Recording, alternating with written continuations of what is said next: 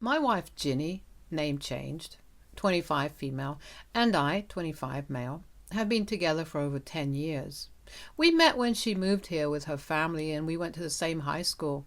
We got together when we were 15, have been together since then, and even got married 2 years ago. Ginny's mom passed away 3 years after she moved here, and since then it's just been her and her dad, Frank, which was always a problem for me because her dad has never liked me.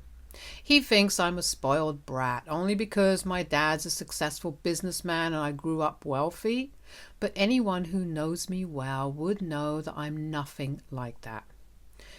I am grateful that my family was able to give me a nice life, so I never had to worry about money, but that's about it. It's not something that I've ever felt the need to brag about, and neither do I talk about my family's wealth.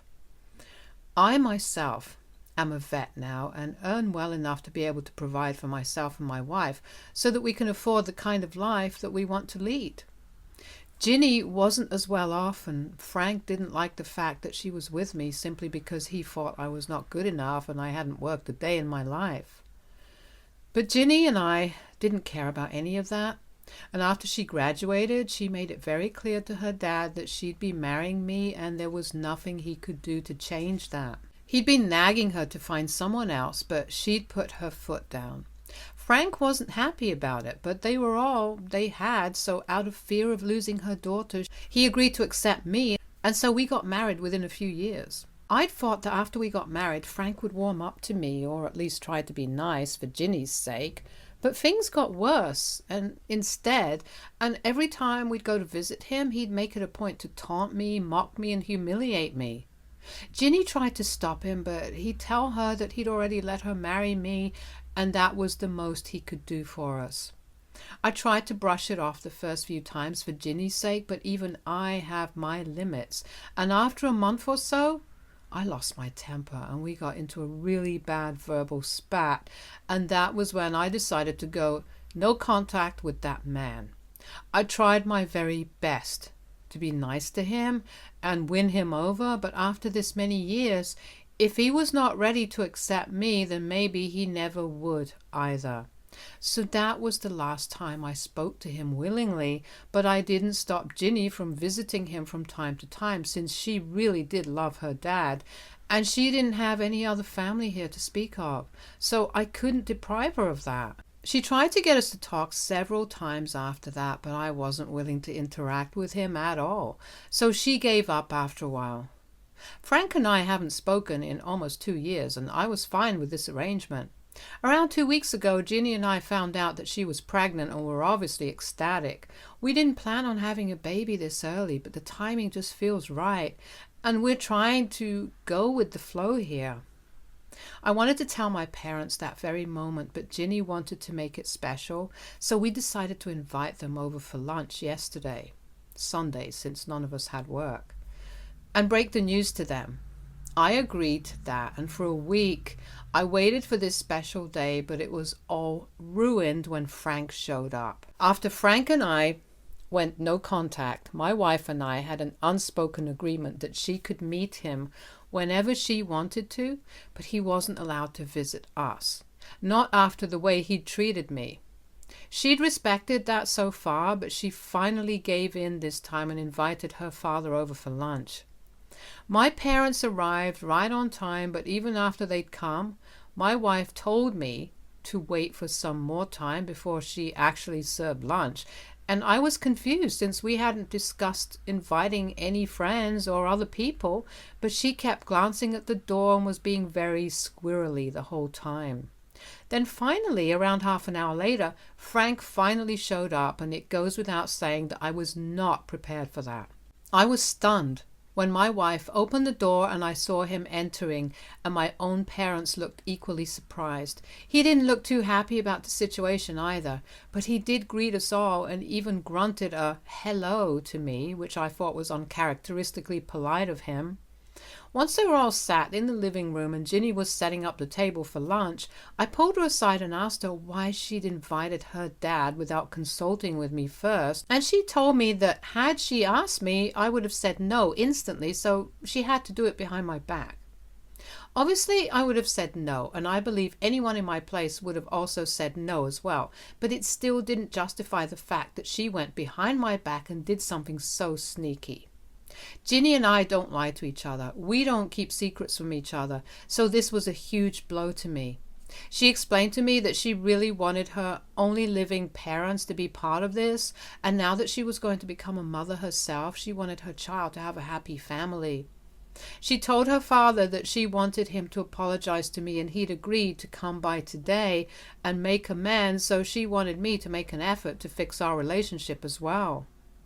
I was surprised that he'd agreed to apologize, so when I heard that, I decided that if he was willing to make an effort, then so would I, and went back to the living room where all my parents were trying to make conversation with Frank. I didn't notice any difference in his demeanor while I was sitting with him, though, but still I held on to what my wife had told me and tried to be nice to him because I thought that he'd apologize later after lunch and keep the atmosphere light until then. A little while later, lunch was served, and Ginny had been careful enough to include all my favorites, which was a really sweet gesture. So I tried to talk to Frank at the lunch table as well, but he only continued to eat and replied with a single word or just grunted at my attempts to converse. I realized halfway into the meal that this attempt to bond was not going as well as I thought it would go, and I could see Ginny's crestfallen face when she realized that her dad was making it very difficult and awkward for all of us still. We finished our lunch in silence and were about to get the pregnancy reveal to give us all something to smile about and cut the tension, but before that, Frank stood up and said that he had an announcement to make. Ginny looked just as confused as I felt, so I knew she didn't have any idea about what he was about to say or do, and had she known, I highly doubt that she would have even invited him over. Frank told us that a few days back, Ginny had asked him to come over for lunch and to rebuild our relationship from scratch so that she could have a happy family once more, and he'd agreed to it because he loved his daughter. So far, so good. But then he said that even though he did love his daughter, he couldn't bring himself to accept that she'd married into a family like ours, where we were making her slave away in the kitchen and at work while I was treated like a king and did absolutely nothing. He knew that I'd grown up watching my mother do all the household work while my dad worked outside, and so even though I was forcing my wife to do all the work at home in addition to the job that she already had, and he wasn't ready to let his daughter live like that. He said that he'd always known that I'd grow up to be a spoiled brat, and he was right. So now he wanted Ginny to divorce me and move back with him because he hadn't raised her to be somebody's housemaid. I was furious while he was saying all that and was about to respond, but before I could say anything, Ginny was the one who finally snapped and got into a nasty spat with her dad. She accused him of lying to her and pretending to be willing to apologize just so that she would invite him, only to insult me and my parents when we'd done nothing but be nice to her and Frank. Everyone was shocked to see her screaming her head off like that, because Ginny is generally a really even-tempered person and rarely ever even gets mad at anything. So to see her like this was very unusual and concerning. I didn't want her to get more upset either, so I tried to take her away to another room, away from Frank, who was also red in the face and screaming right back at her about how she was degrading herself by working for me, and that the only reason he'd come here today was to take her back so he wasn't leaving without her. This went on for a while, and eventually my dad had to step in to stop the fight from escalating further because Ginny was sobbing and simultaneously trying to argue with her dad, and Frank was not going to give up either, clearly. So he told Frank that he had to leave now or else he would call the police, and that would not be good for him. Then Frank had the audacity to turn on my dad and threaten him to call the cops and see what he'd do. By then, I was not only scared for Ginny's health, since she was 4 weeks pregnant, and I didn't want her to fall sick due to all the screaming and fighting, but I was also angry that Frank was trying to threaten my family under my roof, So I somehow managed to get Ginny to go to another room to calm down, and then I confronted Frank and told him that he needed to leave, and he needed to make it quick, or else we'd definitely call the cops. So he finally left, but still said that he was going to come back for his daughter and wouldn't let us off the hook so easily for making her work so hard. He cussed us out before leaving, but he finally did go away, and so did my parents after a short while. Once they'd made sure that Ginny and I were okay, they told us to take care and left because my dad already had a problem with high blood pressure and this had just aggravated it. So they went back home to relax. Ginny was pretty much inconsolable after that and cried herself to sleep while I sat beside her and comforted her. She woke up at 7 in the morning today and has been quiet, but doesn't seem like she's fully recovered from yesterday. Now, I really do want to talk to her about her dad and tell her that after yesterday, I don't think it's a good idea for her to visit him either, because he was psychotic and I don't think it's good or safe for the baby. I'm thankful that he wasn't able to find out about the pregnancy yesterday, or maybe he never would have left. But now I want to make sure that he doesn't find out and leaves us alone. I'm even willing to go the legal route and file for a restraining order right now so that he doesn't bother us again. But I don't know if right now is the correct time to bring this up, given that the wound is still raw. But I just want to discuss our next step fast because I want to be able to put as much distance as I can between my wife, my child, and Frank. So WIBTA if I decided to speak to my wife about getting a restraining order against her father today itself? Update 1. Okay, so I took the advice I got here and decided to speak to her later to avoid another confrontation. I think I made a good call because she still seems really upset because I think I heard her sobbing in this shower. She's already so hormonal and emotional right now. This is really the last thing that she needed. I swear I would never have let him in at all if I'd known what he would do and how it would impact Ginny's mental health. Also, I want to get a couple of things out of the way right now. Ginny and I don't always stick to the traditional gender roles, and it's not even something that we actively discuss or think about. Some days, I take over the household chores and sometimes she does. We have a maid who does most of the cleaning for us and washes the dishes as well, but we have to cook for ourselves and do our laundry ourselves, so we divide those few tasks between us equally.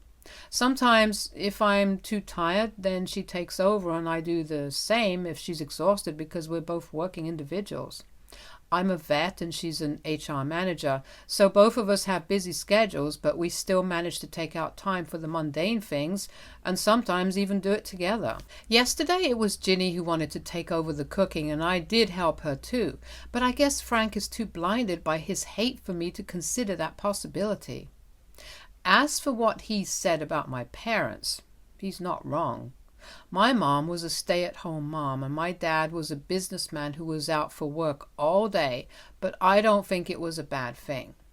They respected each other for the amount of hard work they put in and made sure that I was taken care of at all times.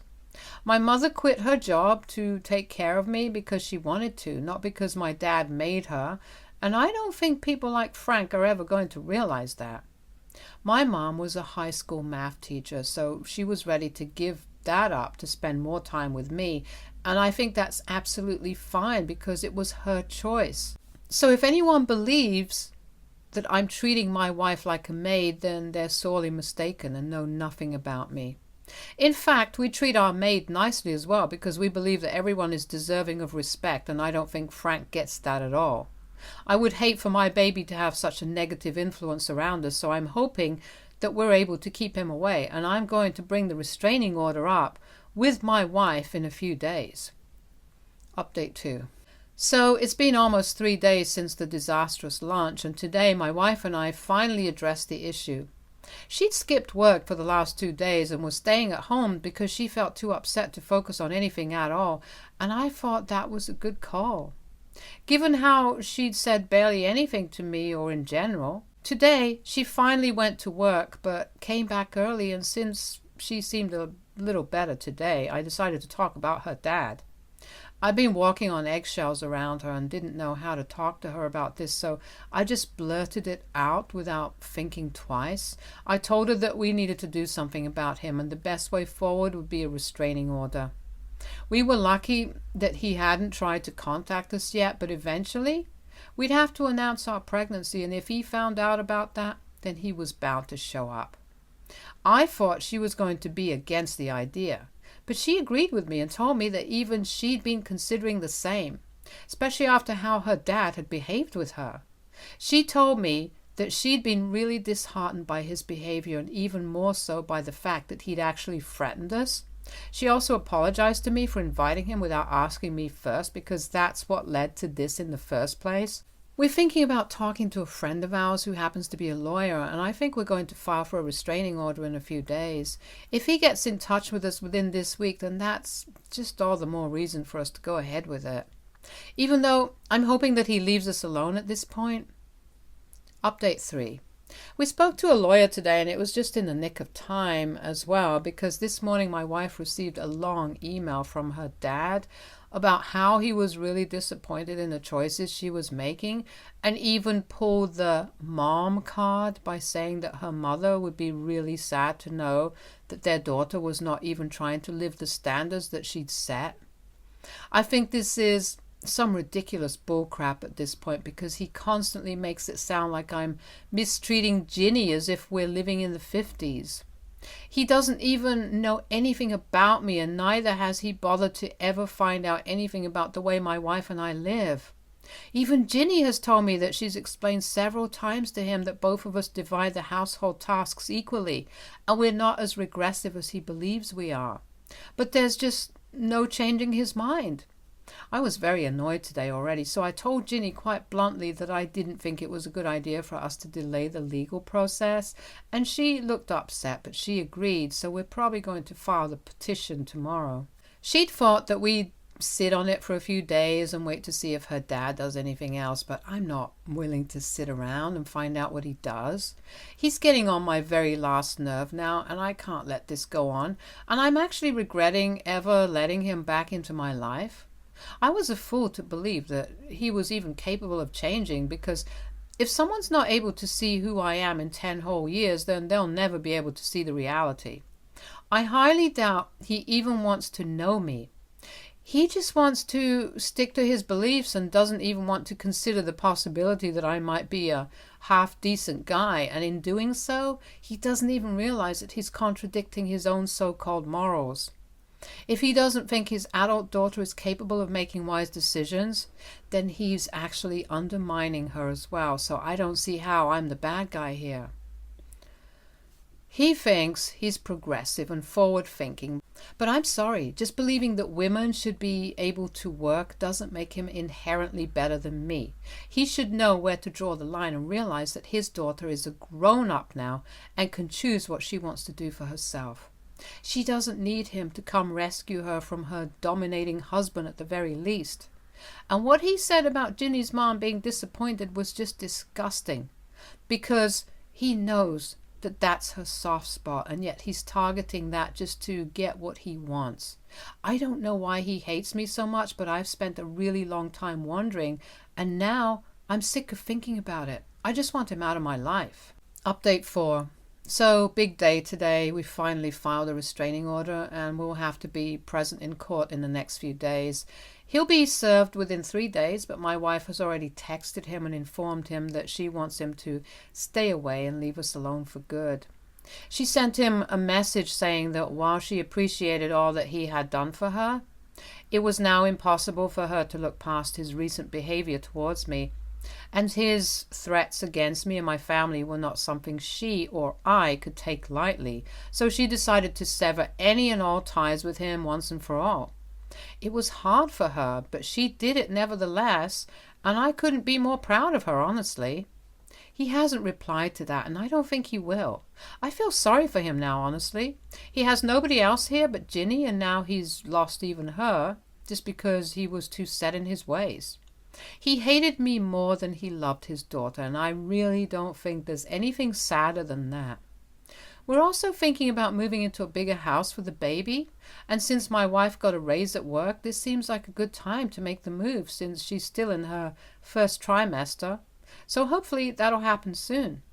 We also took my parents out to a nice restaurant for dinner tonight and finally told them about the pregnancy, and they were thrilled for us. We had ice cream to celebrate instead of the customary champagne, since none of us wanted to drink out of respect for Ginny.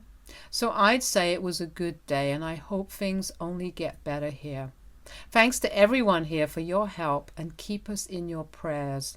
Hope we have a happy and healthy baby to tell you guys about soon. Update 5. Hello everyone, I know it's been a while, but there wasn't much to share. We did get that restraining order against Frank, but it turned out to be totally unnecessary since he moved out a couple of weeks after. He sold his house and went back to Alaska where Ginny used to live before she moved here so that he could live with his brother. We heard about it from his neighbor, and well, it was sad, but there was nothing we could do. He'd brought this upon himself. In better news, though, my wife and I have a beautiful baby girl now. She gave birth a few days back, and I'm still in disbelief that I'm actually a dad now. And the young girl I met back in high school who'd bonded with me over our mutual hatred for her French teacher was not only my wife, but also the mother of my daughter. I'm over the moon. And I just had to share this with everyone. I'm a dad now. Stay tuned for more stories from our girl relationships.